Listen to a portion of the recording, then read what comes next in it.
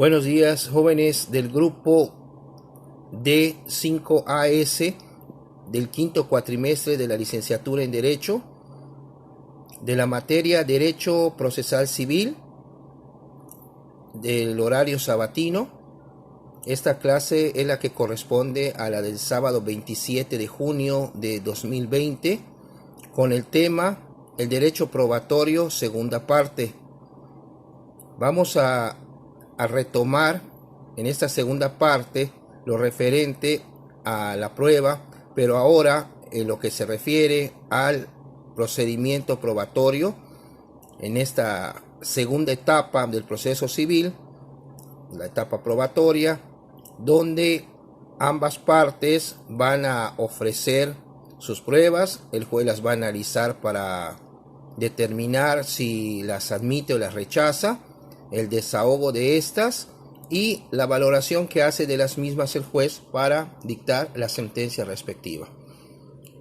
Ya habíamos analizado en la clase anterior de que todo lo relacionado a la prueba se encuentra regulado del artículo 280 al 416 del Código de Procedimientos Civiles del Estado de Quintana Roo.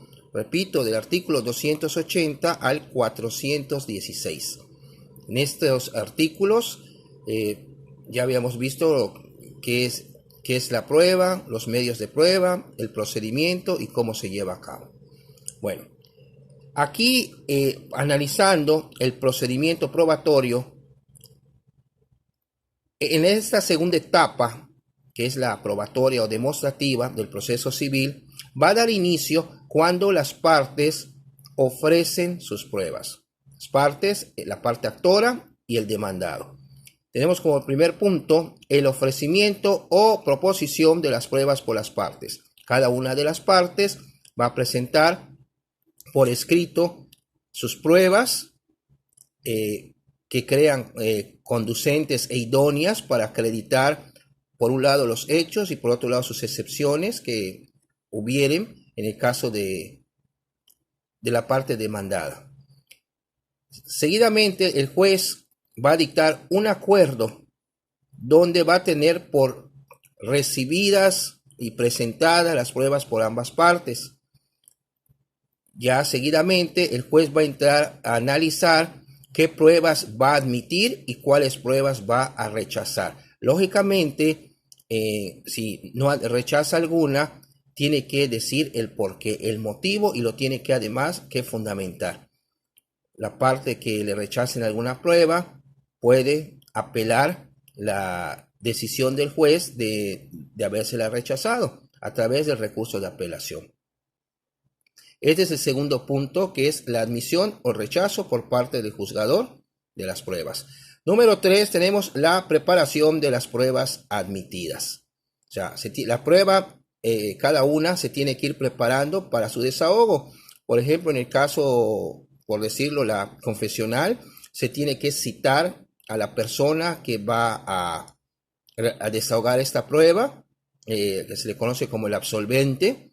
Las pruebas que se le van a formular, las preguntas, que se le van a formular, estas preguntas se les conoce como posiciones. Por eso se le dice al que va a desahogar la prueba confesional el absolvente de posiciones. Las posiciones son las preguntas que debe contestar esta persona en sentido afirmativo o negativo.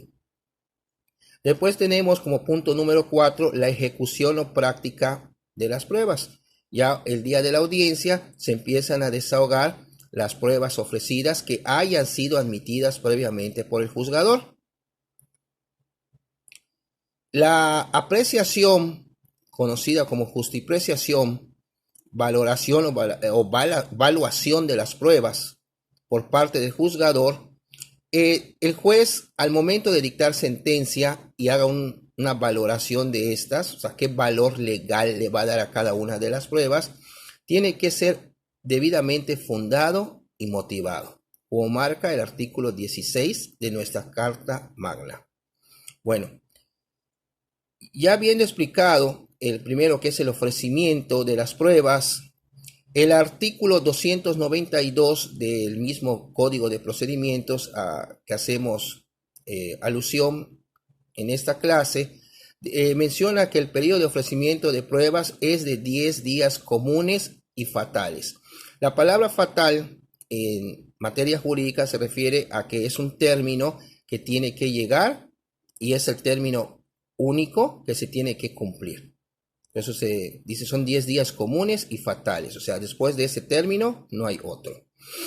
Y una formalidad muy importante para el ofrecimiento de las pruebas es el que marca el artículo 293 del Código de Procedimientos Civiles, que señala que las pruebas deben ser ofrecidas relacionándolas cada uno con los puntos controvertidos, o sea, con el hecho que se pretende probar, declarando el nombre y domicilio de los testigos y los peritos si se va a ofrecer la prueba pericial.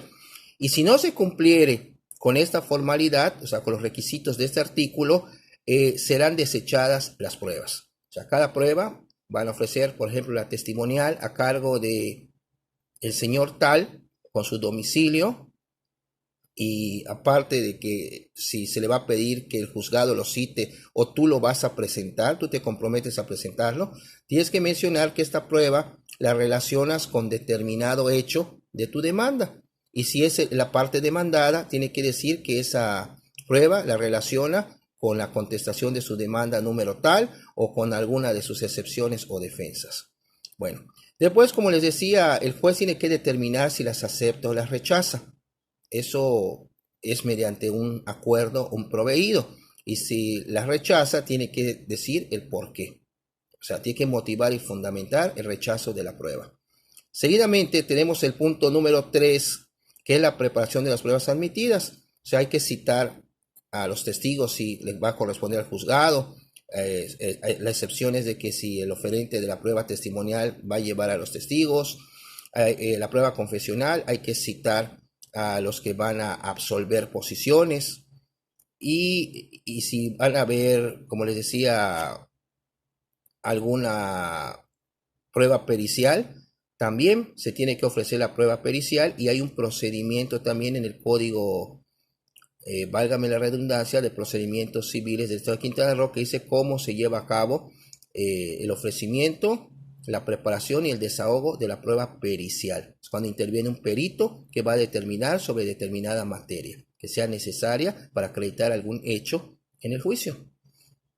Bueno, después tenemos como les decía, vuelvo a retomar, el juez va a valorar todo lo que se va a desahogar en la audiencia de pruebas y ya cuando ya no exista alguna prueba pendiente por desahogar, seguidamente las partes van a formular sus alegatos o conclusiones. Es cuando en su momento vamos a entrar a lo que es la etapa conclusiva, que ya habíamos visto en clases anteriores cuando estudiamos las etapas del proceso civil. Ahora, ¿cuáles son los medios de prueba que se pueden ofrecer? El artículo 291 del Código de Procedimientos Civiles del Estado de Quintana Roo señala que son 10 los medios de prueba que se pueden ofrecer para acreditar los hechos en la demanda o los hechos que contestan la demanda o las excepciones y defensas. Tenemos primero la confesión, que vamos a ver también en esta clase. Después tenemos los documentos públicos, son aquellos documentos que expide una autoridad. Los documentos privados, que son por exclusión por los que no son públicos.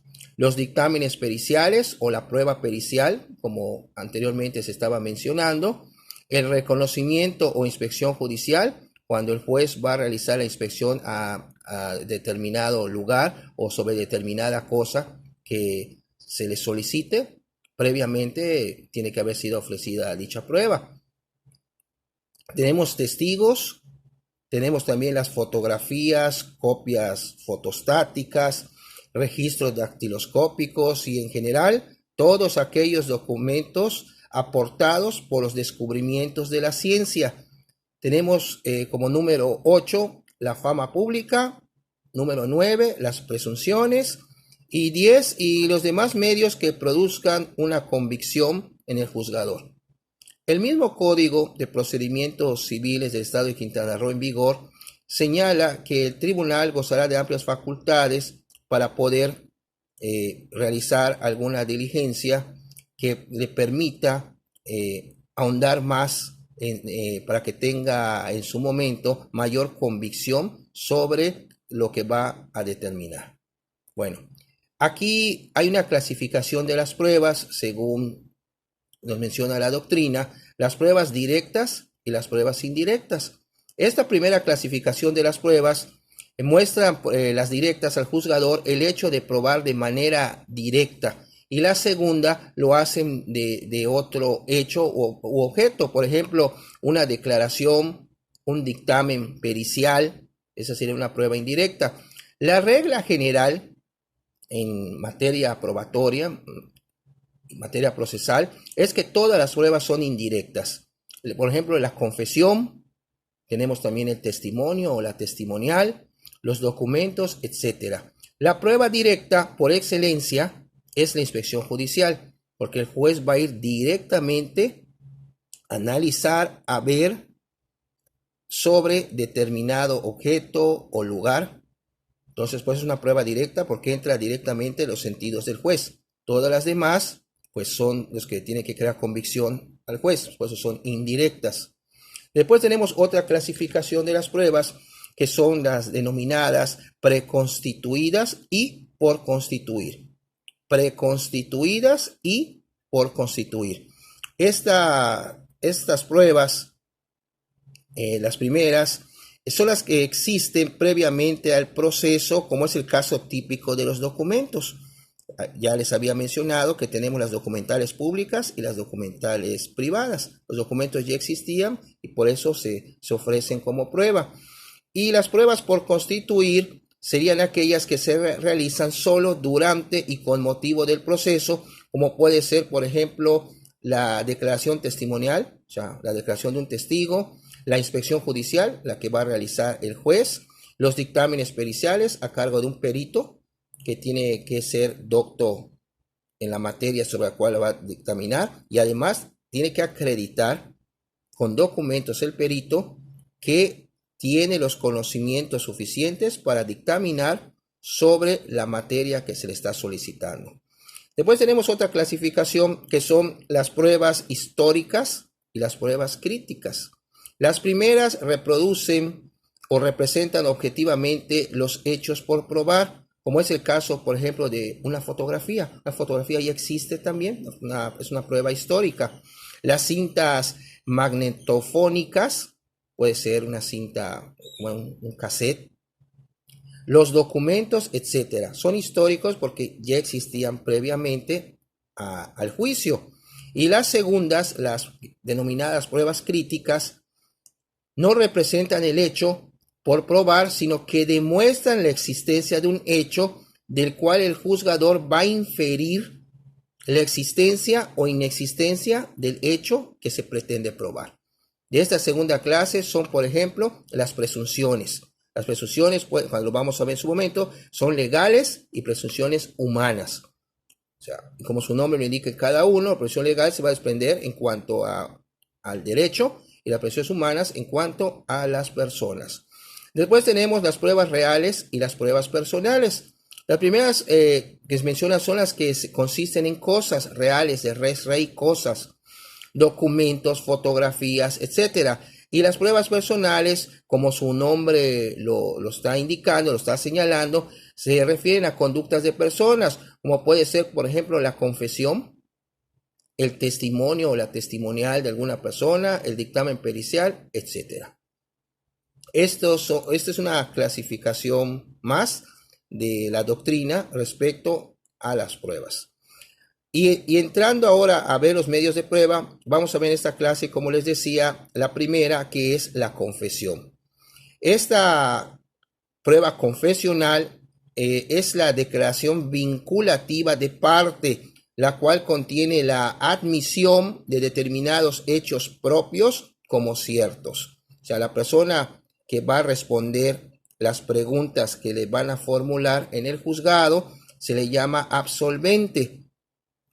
Si yo, parte actora, ofrezco la prueba confesional del demandado, el demandado va a ser absolvente de las posiciones que yo voy a a presentar en un sobre cerrado mediante un pliego, y en ese pliego, que es el escrito donde van las preguntas, las posiciones, el juez primero las tiene que calificar de legales o no, y únicamente van a ser motivo de la audiencia aquellas que el juez considere que las haya calificado de legales. La confesión es una declaración vinculativa. ¿Por qué es vinculativa?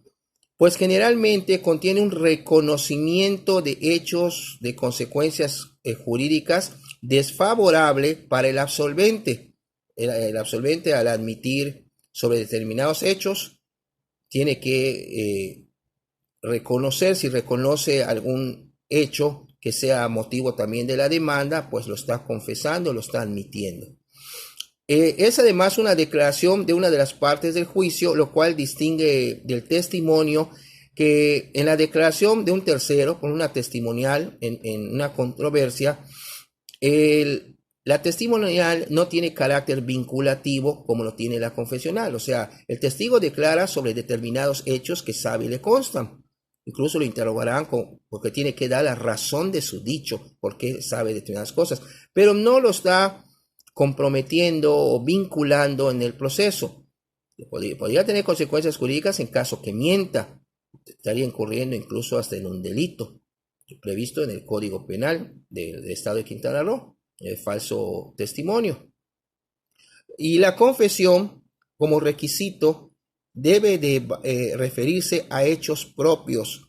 No se le puede preguntar al absolvente sobre hechos que no sean propios, o sea, de otra persona o que no le consten. Tienen que ser propios para que él pueda dar la respuesta que considere. Ahora, ¿cuántas clases de confesión hay según la doctrina? Hay dos grandes grupos, que es la judicial, que es la confesión que se practica en el juicio, cuando se va a desahogar la prueba y se van contestando las posiciones, o sea, las preguntas que se le hacen al absolvente.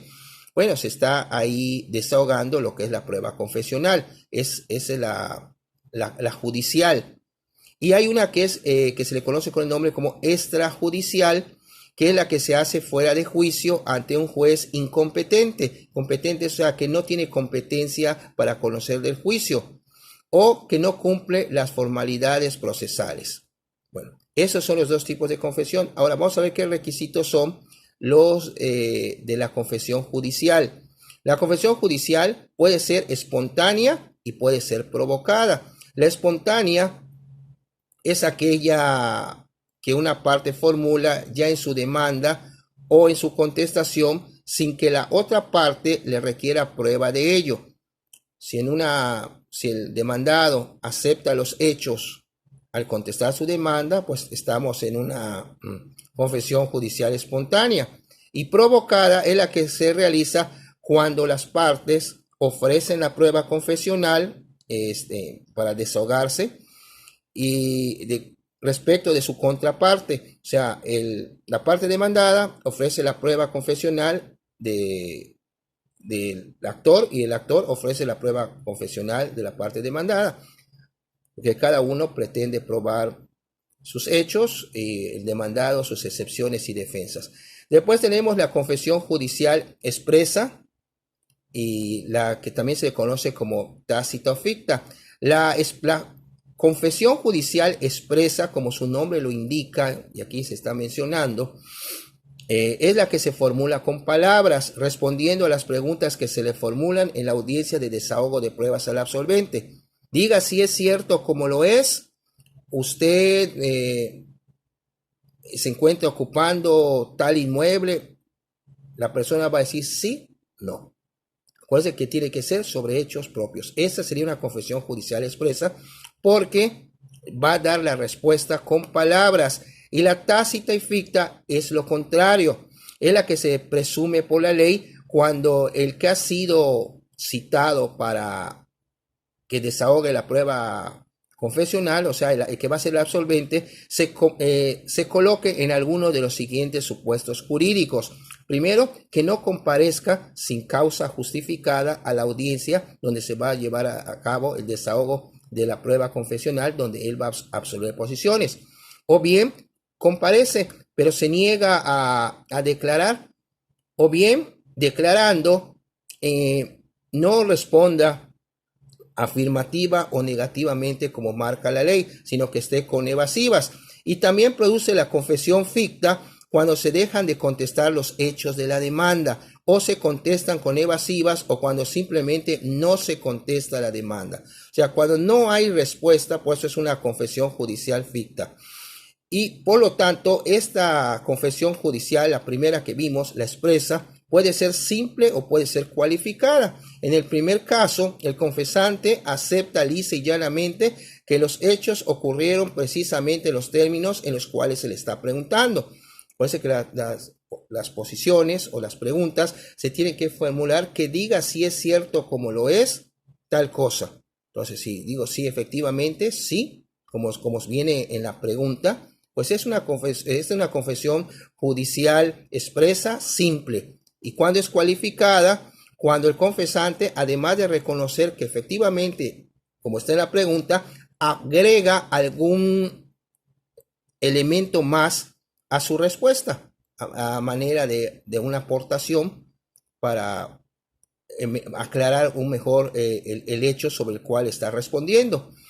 Pues, ¿cuáles son las formalidades de la confesión judicial provocada? La primero que vimos, primero tiene que existir el ofrecimiento. Por lógica natural y lógica jurídica, tienes que ofrecer la prueba confesional. Este medio de prueba se puede ofrecer, hay que anexar al escrito de las pruebas el pliego de posiciones, o sea, el pliego de preguntas, que debe de ir en un sobre cerrado, para efecto de que el día de la audiencia se abre y el juez califica las preguntas o las posiciones para ver cuáles sí son legales y cuáles él considera que no. Bueno, también se puede ofrecer esta prueba sin acompañar el pliego de posiciones, en el aspecto de que se le va a hacer las preguntas ya de manera directa en la audiencia. Pero aquí podría existir un problema de que para declararlo confeso a la persona, en el primer caso, por existir pliego de posiciones, pues las que se califican de legales, si la persona no va, se le va a tener como confeso de esas posiciones que constan por escrito. Pero si se le van a formular de manera verbal y la persona no va, ahí habría el problema para poderlo declarar confeso, porque no hay un antecedente de las posiciones por las cuales se le pueda declarar con dicha calidad. Después tenemos la preparación. Hay que citar a la persona que va a absolver posiciones para determinada fecha y hora, acuda al juzgado correspondiente. Después tenemos la ejecución, que es prácticamente el desahogo de la prueba confesional, como se ha venido explicando. La persona llega al juzgado, anuncian el inicio de la audiencia, la persona se sienta, abren el sobre, el juez califica las preguntas o las posiciones del pliego correspondiente y sobre esas tiene que ir dando sus respuestas afirmativa o negativamente el absolvente. Y el valor probatorio de la confesión, según nuestra normatividad procesal aplicable en la materia, la confesión judicial provocada hace prueba plena cuando concurren en ella las siguientes condiciones. 1. Que sea hecha por persona capaz de obligarse. Que sea hecha con pleno conocimiento y sin coacción ni violencia. O sea, que haya sido de una manera espontánea, que se refiera a hechos propios, ya habíamos visto que es uno de los requisitos, y que se haga conforme a las formalidades de la ley. Si no se lleva esto a cabo, podríamos tomar en cuenta y hablar de una nulidad de la confesión. Así también hay lo que se conoce como los informes de las autoridades. Las autoridades no van a comparecer a desahogar las preguntas o absolver posiciones, sino se le puede enviar un interrogatorio y estas autoridades, a manera de informe, dan respuestas a los mismos. Pero no pueden acudir como puede ir una persona física normal a absolver posiciones, sino tiene que ser a través de un informe que van a rendir con el interrogatorio previamente enviado para su conocimiento. Bueno, de esta manera Hasta aquí estamos llegando al primer medio de prueba, que es la confesión. Ya en la próxima clase ya seguiremos viendo los demás medios de prueba. Muchas gracias y buenos días.